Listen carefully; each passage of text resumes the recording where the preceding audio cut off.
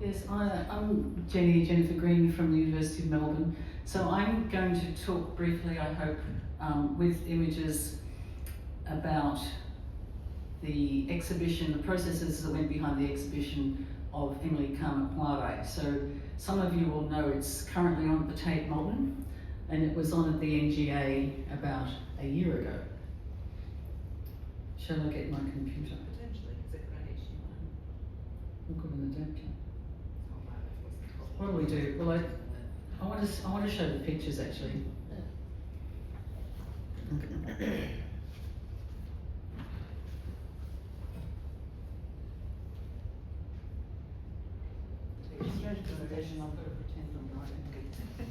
Okay, so I'm going to read this in the interest of time. So, microphone. So, thanks for the invitation. This is a photo of the late and great Emily Kama taken in about 1978. I knew her for about 20 years and she was one of those amazing bush professors from the Central Desert. She was very talented, very strong, as you can see from the photo. One of those old professors, and she was a great artist.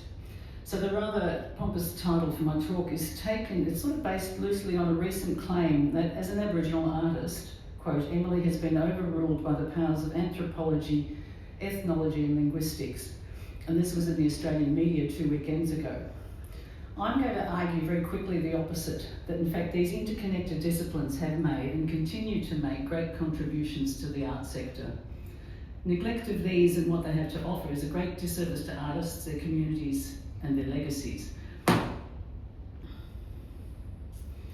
So, one of the interesting things that I have in common with the last two talks is an interest in old photos and yams, and you'll see why.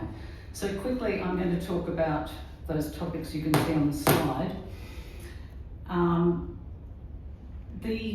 The exhibition at the Tate Modern has been met by overwhelming positive acclaim by European audiences, and it's a credit to the artist, of course, to her communities, to the curatorial process, the Utopia Art Centre, and especially to the lead curator, Kelly Cole, who's here, and as part of the NGA exhibition that preceded her, to Hetty Perkins, and many others who worked together. It's a first for many reasons, one being that there is significant language content in the show and in its accompanying publications. So I want to focus quickly on the use of the modular language in the curatorial process and what the implications are for ongoing practice in this kind of enterprise, making exhibitions like this.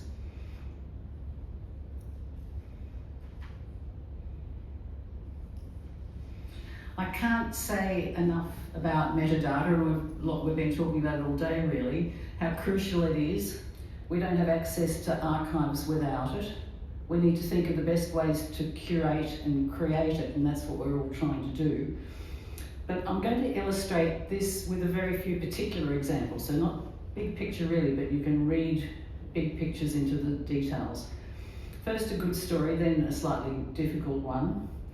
So this photo you can see on the right of the screen was taken about 50 years ago, and it connects to a current story, and everyone's really happy about the current story, where good curatorial practice can enhance metadata for old objects, old things.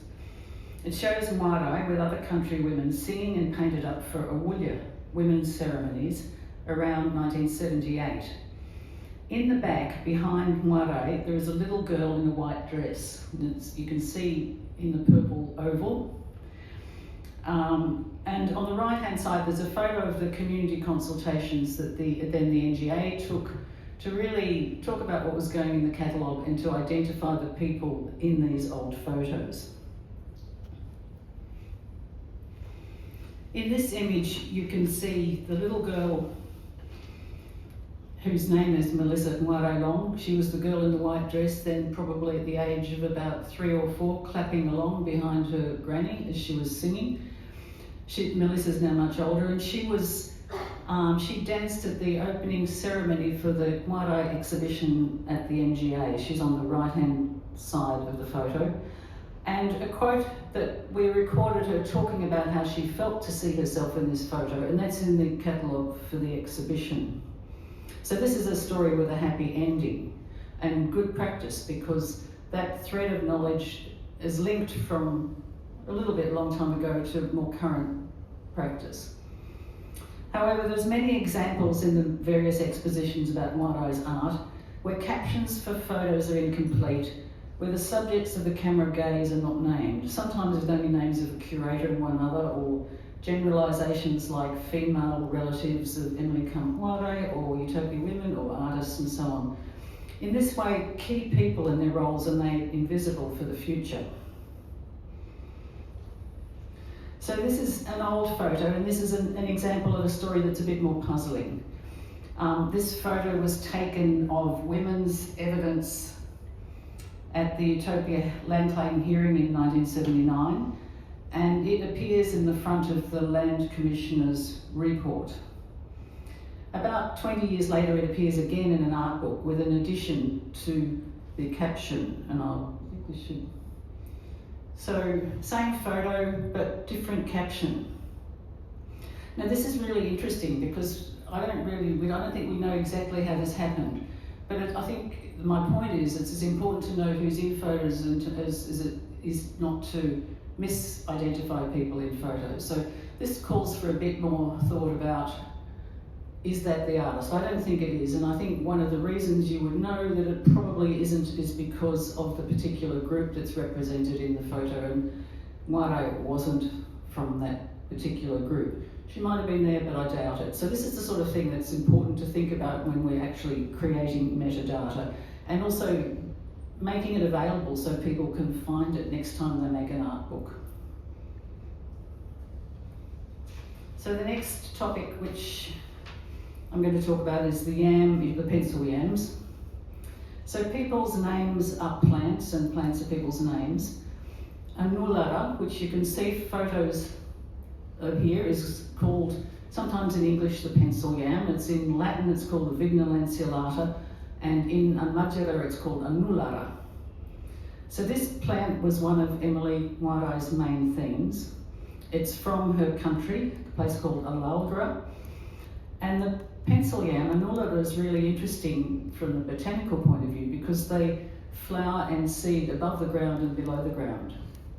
So you've got this sort of very interesting ecology, and if you talk to the Madura people from that country, and if you listen to what Waiai herself said, all of these observations are perhaps reflected they're certainly in language but also in art.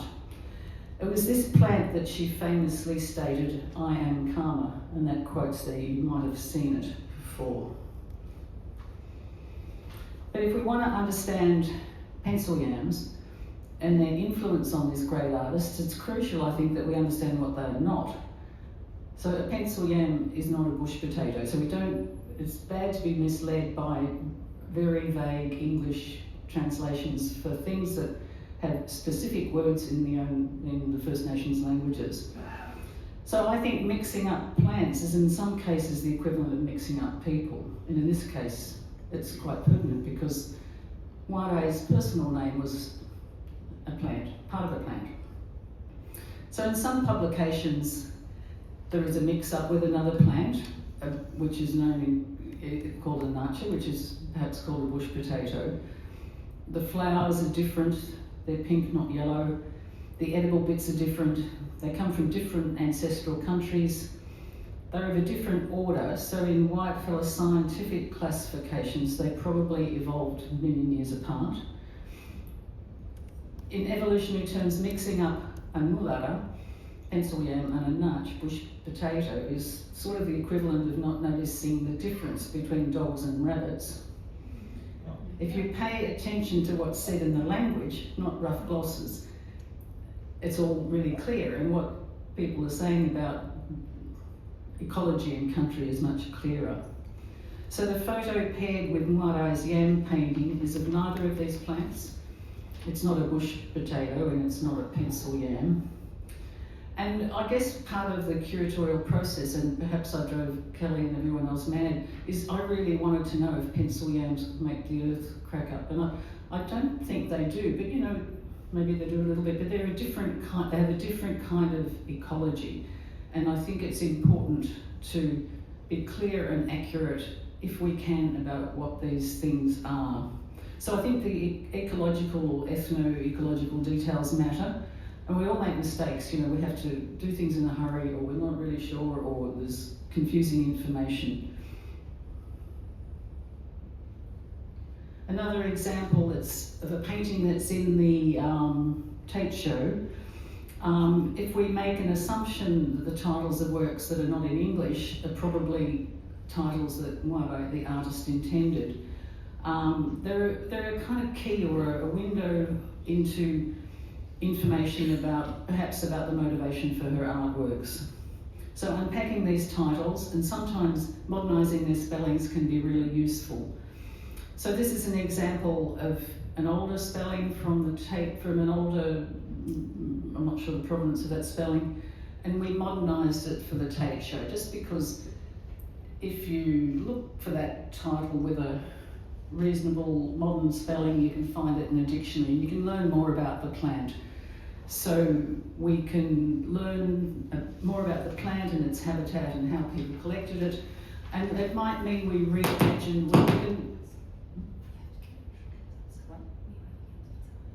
I'll stop. I'll go to my end. So in conclusion, I think it's really good if there's fantastic resources about ecology and language, and it's great if people can use them. And I think that partnerships with artists, art centres, rangers, linguists, interconnected disciplines can be really exciting and productive, as they have been for the Tate show and the NGA show. And this is a matter of respect for Indigenous knowledge and care in the way it's represented to the outside world. Preserving Indigenous knowledge properly for futures requires accurate documentation in the first place. So I think one of the issues about some of these things is they then get regurgitated on Wikipedia and then people believe it, and suddenly you're talking about a different plant. So thank you.